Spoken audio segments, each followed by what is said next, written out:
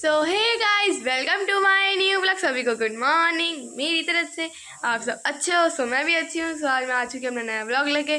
सो आज हम गए थे शाम में झील, और वो भी चल रही थी और बहुत बहुत अच्छी थी झील। और आप भी जाइए और आप भी देखिए और इन्जॉय कीजिए मेरी वीडियो। सो देखिए। सो गाइस, अभी हमें लाइन पार वहाँ से ले रहे हैं। अभी हम थोड़ी वेजिटेबल्स खरीद रहे थे एंड अब हम यहाँ से लेके सीधा झील पे पहुँचेंगे। सो मिलते हैं आपको झील पे। अगर आप यहाँ पे आए तो यहाँ पे इनसे सब्जी ले सकते हैं।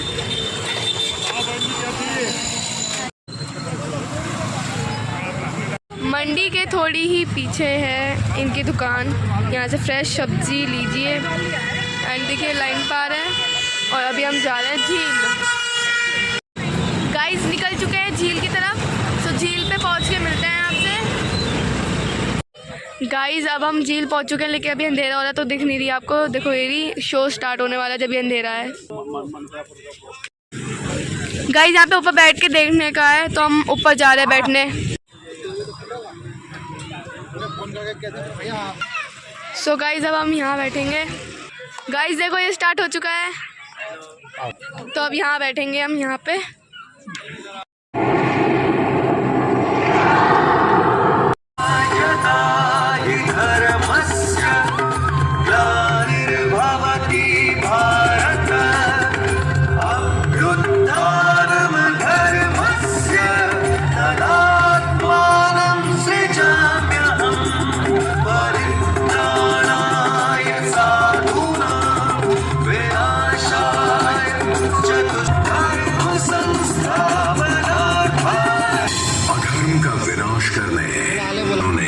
श्री कृष्ण का उद्धार किया, धर्म की जीत हुई, पांडव विजयी रहे और महाभारत के युद्ध की समाप्ति के नए युग की शुरुआत बस होने ही वाली थी।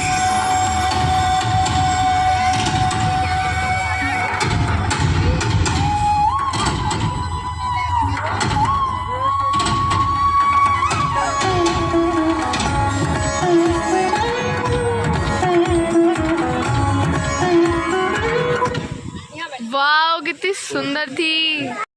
देख सकते हो आप लोग कितना सुंदर है। यहाँ पे सब बैठे हैं, दिख नहीं रहे हैं क्योंकि अंधेरा हो रहा है। गाइस बंद हो गई, अब दोबारा चलेगी। गाइस आपने देखा कितना अच्छा था यहाँ पे, झील कितनी अच्छी थी। और अच्छी लगी हो वीडियो तो लाइक करना और सब्सक्राइब करना मेरा चैनल। गाइस एक लाइट चल चुकी है अभी, देख सकते हो। गाइस देख सकते हो सब बैठे हैं, इंतजार कर रहे हैं कब चलेगी ये। गाइस डुग्गू भी आई है। गाइस जल चुकी है, स्टार्ट होने वाली है। स्टार्ट होने वाली है गाइस।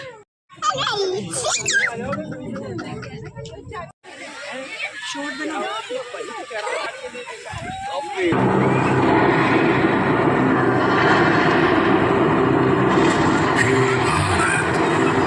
जब जब द्वापर युग में भी संसार का उद्धार किया, धर्म की जीत हुई, पांडव विजयी रहे और महाभारत के युद्ध की समाप्ति के साथ साथ एक नए युग की शुरुआत बस होने ही वाली थी।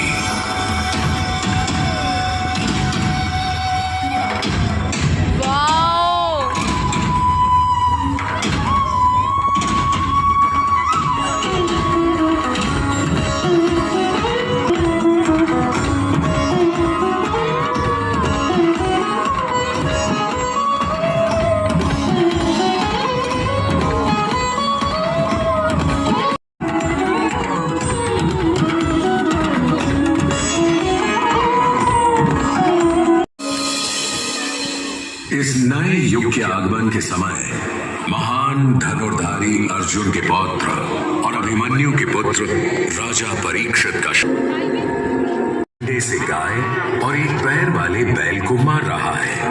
यह देख वे क्रोधित हो उसके समीप पहुंचे हे अधर्मी, हे पापी, तुम इन जानवरों पर अत्याचार क्यों कर रहे हो? तुम जो भी हो, तुम्हें इस दुष्कर्म का दंड अवश्य ही मिलेगा। नहीं नहीं, मुझे क्षमा करें राजन, मुझे क्षमा करें, मुझे दंड ना दें, मैं अपने कृत्य पर शर्मिंदा हूँ। तुम्हारे जैसे अत्याचारी व्यक्ति के लिए हमारे राज्य में कोई भी स्थान नहीं है। अगर तुम जीना चाहते हो तो हमारे राज्य से कहीं दूर चले जाओ, नहीं कि मैं कहाँ जाऊँ? राजा परीक्षित को शंका होने लगी कि जिस व्यक्ति से वे बात कर रहे हैं वह कोई साधारण मनुष्य नहीं बल्कि कोई माया है और गाय के रूप में धरती माँ है। तत्क्षण ही उन्हें ज्ञात हुआ यह साधारण सा दिखने वाला मनुष्य और कोई नहीं बल्कि कली यानी कलयुग है और उन्हें इस कलयुग को किसी भी तरीके से रोकना होगा। तुम्हारा प्रश्न भी उत्तम है कि तुम कहां जाओ। मैं तुम्हें 4 स्थानों में वास करने की अनुमति देता हूं। तुम इसी क्षण से जुआ घर, बूचड़ खाने, लगता है महाराज को मेरी वास्तविकता का ज्ञात हो चुका है। मुझे कुछ और के ज्ञानी है आपके राज्य में तो ये जहां मैं वास कर सकूं। वास करने की अनुमति भी देता हूं। आप बड़े ही कृपालु हैं महाराज, आप धन्य हैं। राजा परीक्षित कली की ये चाल समझ न पाए और से ही निर्मित है। बस फिर क्या था, कली अपनी माया से राजा परीक्षित के मुकुट पर जा बैठा। हेतु घने जंगलों में अग्रसर हुए। कुछ समय पश्चात जब राजा को प्यास लगी तब वह पास ही ऋषि शम के लिए उन्हें आवाज लगाई। प्रणाम ऋषिवर, ऋषिवर, ऋषिवर। ऋषि शमीक उस समय ध्यान में लीन थे एवं उन्होंने मौन व्रत भी धारण किया हुआ था। इसीलिए उन्होंने राजा परीक्षित को कोई उत्तर नहीं दिया। बस उसी क्षण मुकुट पर बैठे कलयुग ने अपना असर दिखाया और राजा परीक्षित को लगने लगा कि ऋषि शमीक ने उन्हें अनदेखा कर उनका अपमान किया है। राजा परीक्षित ने क्रोध में आकर ऋषि शमीक के गले में एक मरा हुआ सांप डाल दिया। तदुपरांत नदी से स्नान कर लौट रहे ऋषि शमीक के पुत्र श्रृंगी ने जब ये देखा तो उन्होंने राजा परीक्षित को उनकी मैं तुम्हें तुम्हारी इस उद्दंडता के लिए कभी क्षमा नहीं करूंगा। मैं तुम्हें श्राप देता हूं कि केवल 7 दिनों के भीतर ही तुम्हारी तक्षक नाग के डसने से मृत्यु हो जाएगी। बस फिर क्या था, श्राप के कारण ऐसा ही हुआ। राजा परीक्षित की मृत्यु हुई और कलियुग का आरंभ हुआ।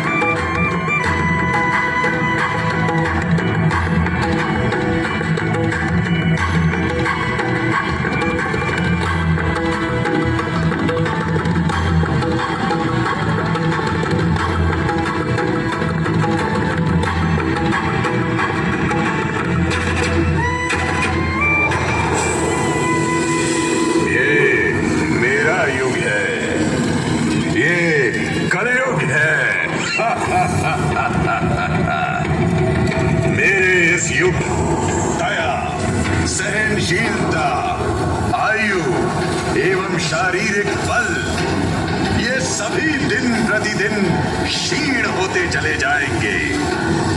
केवल धन ही मनुष्य के अच्छे गुणों की निशानी माना जाएगा और न्याय तो केवल व्यक्ति की शक्ति के आधार पर ही लागू होगा। सफलता पाने के लिए मनुष्य अपनी मेहनत और लगन से ज्यादा छल कपट पर निर्भर करेगा। हिंसा, द्वेष, भूख, प्यास और बीमारी मनुष्य को चारों ओर से त्रस्त कर देगी। धर्म के मार्ग को तो पूरी तरह से भुला ही दिया जाएगा, क्योंकि पाखंड को ही ये मेरा युग है और इस कलयुग को कोई भी परास्त नहीं कर सकता।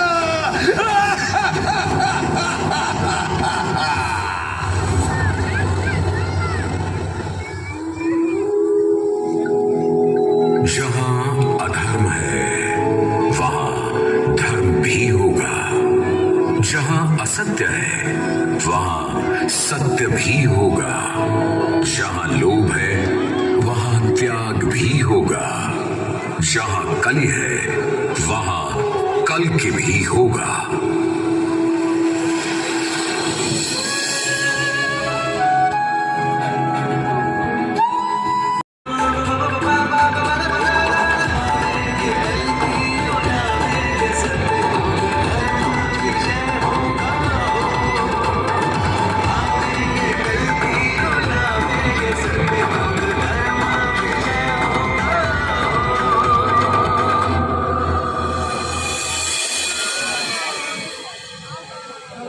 वाओ,